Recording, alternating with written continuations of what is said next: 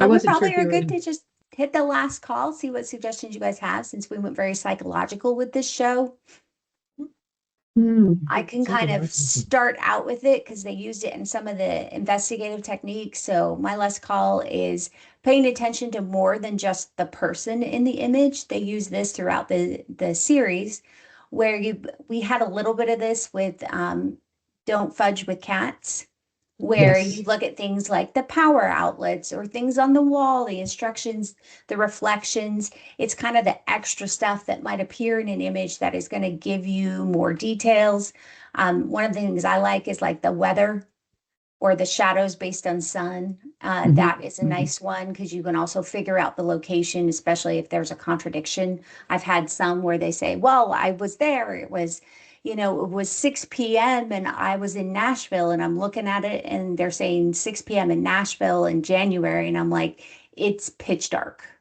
Mhm. So I'm like, that's a sunny picture. I don't believe that is the same thing that we're looking at. So little stuff like that is a great little technique to use when you're doing it. So I Mhm. think that was a technique they used a lot of in this Oh, okay. particular series.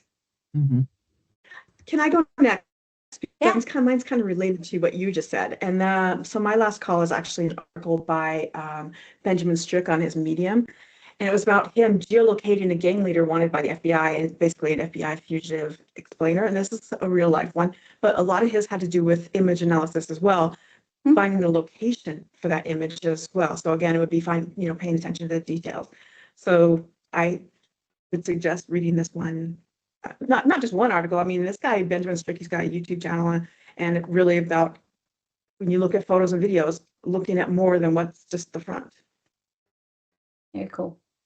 Mhm. Well, so I just went and did a quick search, forensic meteorology. So did you know that it was started in the mid 1960s? And his name was Conrad Gossett. He worked to settle legal claims before trial and often testified in courtrooms as an expert witness. Felt that meteorologists who were providing these services should have a professional name.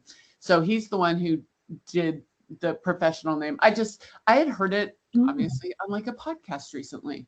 And Yeah.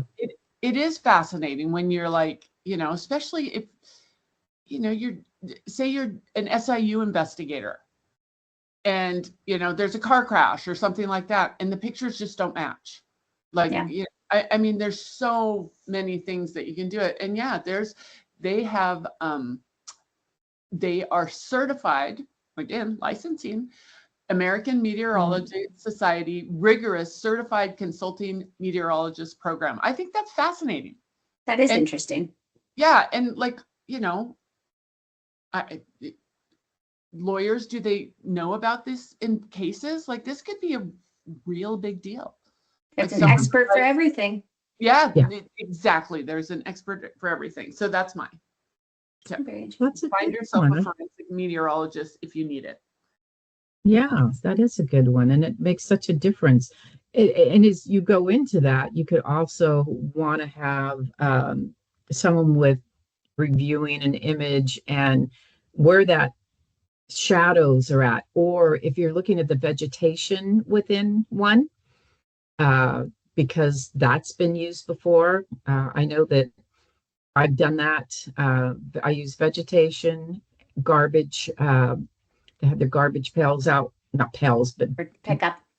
yeah, for pickup. That gives a lot of information of viewing that. Mm.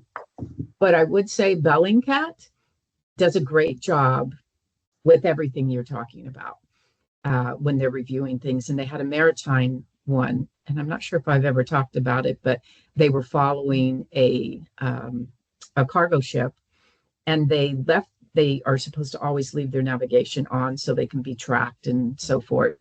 And this particular one took off the navigation and they needed to find where it ended up.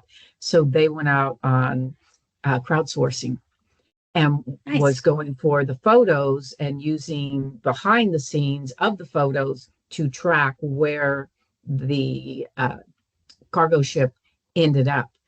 And it was an awesome job. So I would go up probably it's on their site where they talked about it and so forth. So I would look at Bellingcat for that, and I'll find it and then put up a link for it.